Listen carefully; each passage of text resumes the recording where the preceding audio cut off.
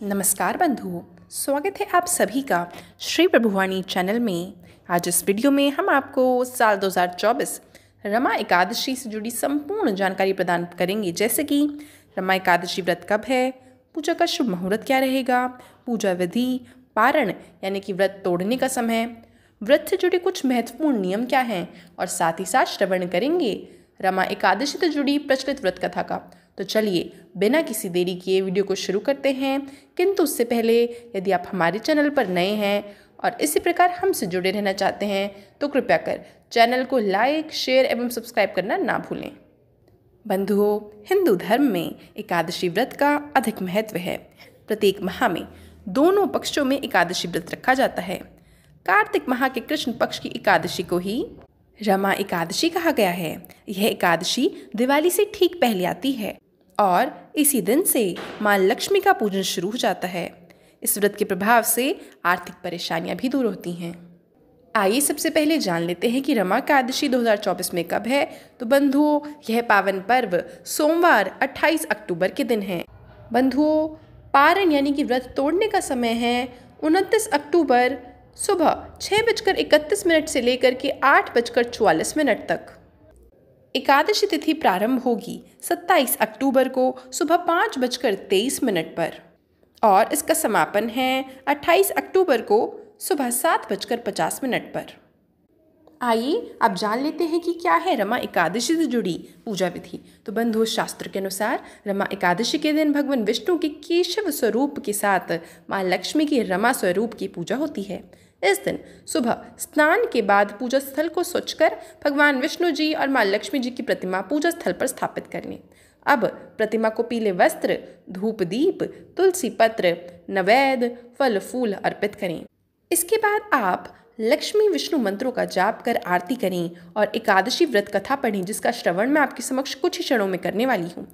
द्वादशी के दिन पारण मुहूर्त में व्रत का पारण कर ब्राह्मणों को भोजन कराकर दान दक्षिणा देकर व्रत खोलें। आइए अब जान लेते हैं क्या है वह महत्वपूर्ण नियम जिनका आपको पालन करना है। तो बंधुओं, शास्त्र के अनुसार एकादशी तिथि पर तुलसी को जल देना वर्जित होता है। मान्यता है कि इस दिन स्वयं तुलसी माँ भी भगवान विष्णु के लिए निर्जला व्रत रखती हैं। बंधु, इस दिन आपको तुलसी पत्र को तोड़ना भी नहीं है, क्योंकि भगवान विष्णु को तुलसी पत्र सर्वाधिक प्रिय है और आपको इसे भोग में चढ़ाना भी होगा। तो इसे एकादशी से पहले ही आप तोड़कर रख लें।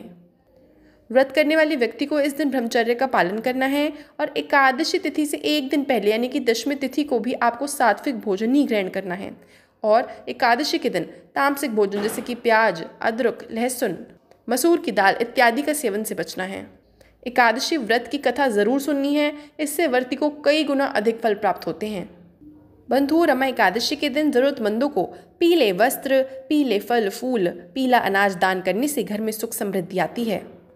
रमा एकादशी के दिन तुलसी के पौधे के साथ शालिग्राम स्थापित कर विधिवत पूजा करने से भी सुख समृद्धि आती है। आइए अब श्रवण कर लेते हैं रमा एकादशी से जुड़ी पौराणिक व्रत कथा का। तो बंधुओं, कथा के अनुसार एक नगर में मुचुकुंद नाम के एक प्रतापी राजा थे। उनकी चंद्रभागा नाम की एक पुत्री थी। राजा ने अपनी बेटी का विवाह राजा चंद्रसेन के बेटे शोभन के साथ कर दिया। शोभन एक समय बिना खाए नहीं रह सकता था। शोभन एक बार कार्तिक माह में अपने पत्नी के साथ ससुराल आया, तभी रमा एकादशी का व्रत पड़ा। चंद्रभागा के गृह राज्य में सभी रमा एकादशी का नियम पूर्वक व्रत रखते थे और ऐसा ही करने के लिए शोभन से भी कहा गया। शोभन इस बात को लेकर बहुत परेशान हो गया कि वह तो एक पल भी भूखा नहीं रह सकता, तो वह इस रमा एकादशी का व्रत कैसे करेगा। वह इसी परेशानी के साथ पत्नी के पास गया और उपाय बताने के लिए कहा। चंद्रभागा ने कहा कि अगर ऐसा है तो आपको राज्य के बाहर जाना होगा, क्योंकि राज्य में ऐसा कोई व्यक्ति नहीं है जो इस व्रत के नियम का पालन न करता हो। यहाँ तक कि इस दिन राज्य के जीव जंतु भी भोजन नहीं करते हैं। आखिरकार शोभन को रमा एकादशी उपवास रखना पड़ा, लेकिन पारण करने से पहले ही उसकी मृत्यु हो गई। चंद्रभागा ने पति के साथ खुद को सती नहीं किया और पिता के यहाँ ही रहने लगी। उधर एकादशी व्रत के पुण्य से शोभन को अगले जन्म में मंदराचल पर्वत पर आलीशान राज्य प्राप्त हुआ।